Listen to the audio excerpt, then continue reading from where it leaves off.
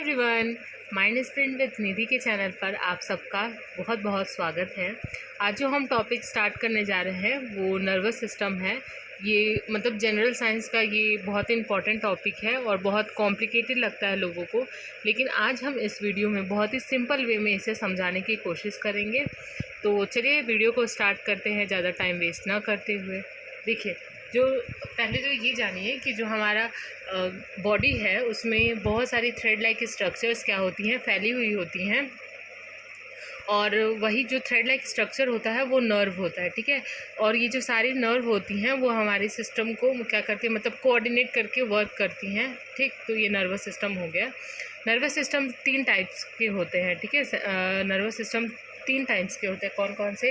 देखिए, आपका central nervous system हो गया, पेरिफेरल नर्वस सिस्टम हो गया, ऑटोनोमिक नर्वस सिस्टम हो गया। ठीक, जो सेंट्रल नर्वस सिस्टम है ये ब्रेन का वो पार्ट है, मतलब नर्वस सिस्टम का वो पार्ट है, वो नर्वस सिस्टम है जो कि पूरी ही बॉडी को क्या करता है, कंट्रोल करता है। ठीक है, पूरी बॉडी को क्या करता है, कंट्रोल करता है। ठीक है, और देखिए, जो सेंट्रल नर्वस सिस्टम होता है वो किन किन चीज़ों से मिलके बना हुआ है, वो 2 पार्ट से मिलके बना हुआ है। ठीक है, 2 पार्ट से मिलके बना हुआ है। कौन कौन से?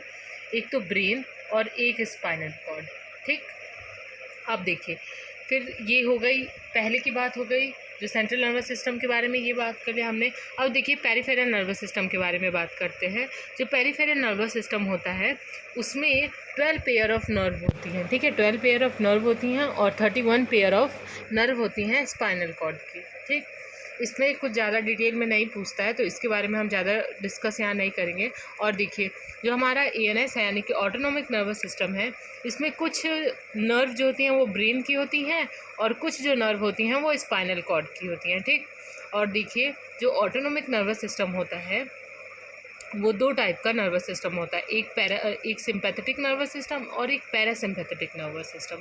जो सिंपैथेटिक नर्वस सिस्टम होता है वो स्ट्रेस, जब भी इंसान को स्ट्रेस होता है उस वक्त ये क्या करता है, ये नर्व प्रिपेयर अपने आप को करता है। कैसे, क्या मतलब किस चीज़ में हेल्पफुल होता है? तो देखिए, जब भी स्ट्रेस होता है उस वक्त ये प्रिपेयर करता है अपने आप को। उस वक्त क्या होता है, हार्ट रेट क्या हो जाता है, इंक्रीज़ हो जाता है।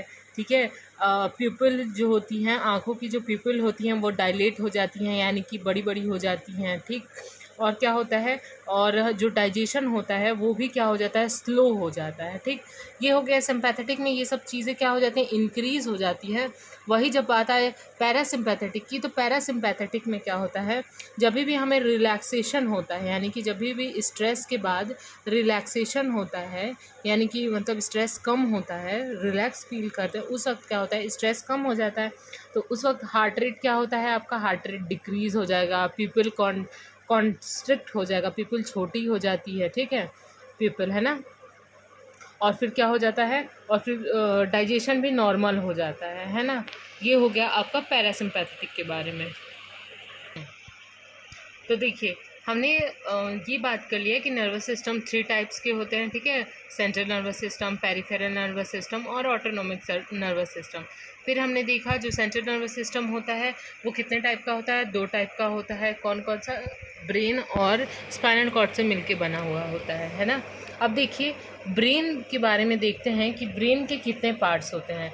जो ब्रेन होता है आपका, ब्रेन 3 टाइप्स के होते हैं, मतलब 3 पार्ट्स में के बने हुए होते हैं, है ना।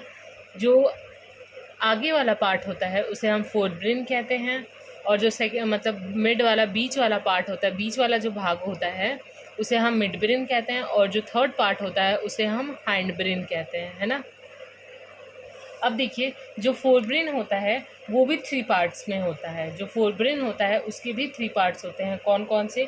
एक होता है आपका सेरिब्रम, ये भी 3 पार्ट्स में डिवाइडेड होता है, सेरिब्रम, थैलेमस, और जो थर्ड वन है उसे क्या कहते हैं, हाइपोथैलेमस। ठीक है, जो थर्ड वन है उसे बोलते हैं हाइपोथैलेमस। अब और जो मिड ब्रेन होता है वो भी 2 पार्ट्स में डिवाइडेड होता है, इसे हम यहाँ लिख देते हैं। जो मिड ब्रेन होता है वो भी 2 पार्ट्स में डिवाइडेड होता है। कौन कौन सा? आपका एक होता है कॉर्पोरा क्वाड्रीजेमिया।